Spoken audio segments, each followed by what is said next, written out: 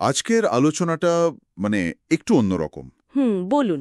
আমাদের হাতে একটা কথোপকথনের নির্যাস আছে, বুঝলেন? দুর্গাপুরের ডিএসএমএস ইনস্টিটিউট অফ নার্সিং নিয়ে। আচ্ছা, ডিএসএমএস। হ্যাঁ। হ্যাঁ। তো এটা হলো প্রতিষ্ঠানের একজন ফ্যাকাল্টি আর একজন প্রাক্তন ছাত্রীর অভিভাবকের মধ্যে কথা। মানে ওনার মেয়ে জিএনএম শেষ করে এখন বিবেকানন্দ হাসপাতালে চাকরিও পেয়ে গেছেন। ও, বেশ ভালো খবর তো। হ্যাঁ। তো আমরা ভাবছি এই কথাগুলো থেকে একটু বোঝার চেষ্টা করি, মানে ঠিক কী কারণে একজন অভিভাবক এতটা খুশি হলেন এই ইনস্টিটিউট নিয়ে।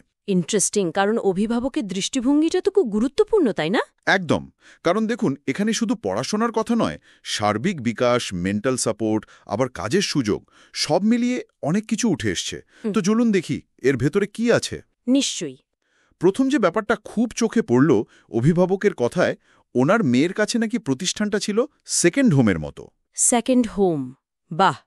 হ্যাঁ, মানে শুধু সিলেবাস শেষ করা নয়, ডিসিপ্লিন, মানসিক যত্ন, আবার রিয়েল লাইফ এক্সপিরিয়েন্স সবটাই নাকি খুব গুছিয়ে ছিল।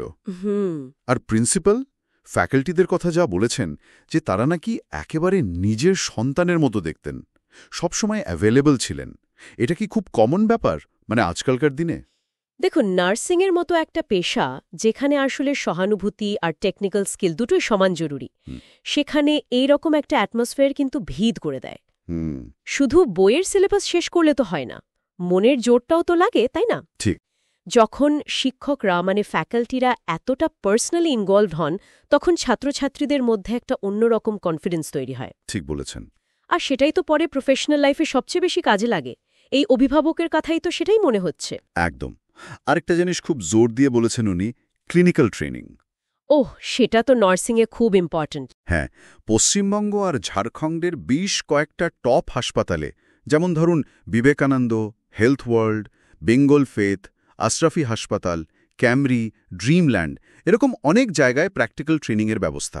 অনেকগুলো নাম তো। হ্যাঁ, অভিভাবক বলছেন এই ট্রেনিংটাই নাকি ওনার মেয়েকে চাকরির জন্য একেবারে তৈরি করে দিয়েছে। মানে শুধু থিওরি নয়, একেবারে হাতে কলমে শিক্ষা। এই জায়গাটা কিন্তু খুব খুব গুরুত্বপূর্ণ। বিভিন্ন টাইপের হাসপাতালে ট্রেনিং পাওয়া মানেই কি বলুন তো? মানে শুধু অনেকগুলো হসপিটালের নাম জানা নয়, আসলে ছাত্রছাত্রীরা নানা ধরনের কাজের পরিবেশ দেখছে, বিভিন্ন ইনফ্রাস্ট্রাকচার, নানা ধরনের পেশেন্ট কন্ডিশন, বিভিন্ন চ্যালেঞ্জ, এগুলোর মুখোমুখি হচ্ছে ওরা। আচ্ছা আচ্ছা, ভ্যারাইটি যাকে বলে। এক্স্যাক্টলি। এই ভ্যারাইটিটাই ওদের অ্যাডাপ্টেবিলিটি বাড়ায়, মানে যে কোনো পরিস্থিতিতে মানিয়ে নেবার ক্ষমতা। ফলে পাশ করার পরেই ওরা যাকে বলে জব রেডি হয়ে যাচ্ছে। ওই অভিভাবক তো সেটাই বললেন, তাই না? হ্যাঁ, ঠিক এই কথাটাই বলেছেন। এটা কিন্তু শুধু ট্রেনিং নয়, তার চেয়েও বেশি কিছু, বাস্তব পৃথিবীর জন্য তৈরি হওয়া। আরেকটা দিক হলো ম্যানেজমেন্ট। অভিভাবক বলছেন ম্যানেজমেন্ট খুব ট্রান্সপারেন্ট ছিল, খুব হেল্পফুল।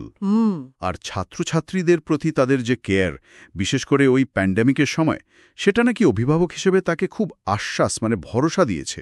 দেখুন, এটা কিন্তু আমরা অনেক সময় ওভারলুক করে যাই। একটা ইনস্টিটিউশনের ম্যানেজমেন্ট কতটা ট্রান্সপারেন্ট, কতটা সাপোর্টিভ, এটা কিন্তু ছাত্রছাত্রী আর গার্জিয়ানদের মনে একটা বিরাট আস্থার জায়গা তৈরি করে। তা তো বটেই। বিশেষ করে যখন পরিস্থিতি কঠিন থাকে, যেমন অতিমারির মতো সময়, তখন এই ইনস্টিটিউশনাল সাপোর্টটা মানে মানসিক শান্তির জন্য খুব দরকারি। এটা শুধু অ্যাডমিনিস্ট্রেশন নয়, এটা স্টুডেন্ট ডেভেলপমেন্টেরও একটা পার্ট। তাহলে সব মিলিয়ে যদি দেখি এই আলোচনাটা থেকে কি বেরিয়ে আসছে, আমার তো মনে হচ্ছে সাফল্যের কারণটা কোনো একটা ম্যাজিক ফর্মুলা নয়।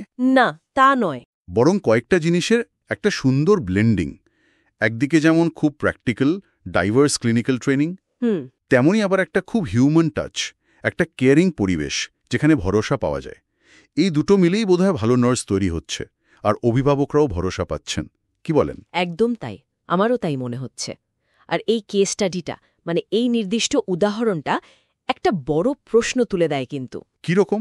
যে কোনো প্রফেশনাল ট্রেনিংয়ে শুধু টেকনিক্যাল স্কিল শেখানোই কি যথেষ্ট, নাকি ওই ইনস্টিটিউশনের কালচার, মানে তার মানবিক দিকটা, স্বচ্ছতা, শিক্ষক ছাত্রদের সম্পর্ক, এগুলোর গুরুত্ব আরও বেশি ভবিষ্যতের ভালো প্রফেশনাল তৈরির ক্ষেত্রে? ঠিক। এই অভিভাবকের অভিজ্ঞতা তো সেদিকেই ইঙ্গিত করছে, তাই না? সত্যি ভাবার মতো পয়েন্ট। মানে নার্সিংয়ের বাইরেও যদি ভাবি, যে কোনো টাফ প্রফেশনে লং টার্ম সাকসেস আর কাজের প্রতি ভালোবাসাটা ধরে রাখার জন্য একটা শিক্ষা প্রতিষ্ঠানের এই হিউম্যান টাচ বা মানবিক দিকটা কতটা এফেক্ট করতে পারে? এই প্রশ্নটাই হয়তো আমাদের শ্রোতাদের জন্য রেখে দেওয়া যায় আলোচনা শেষে।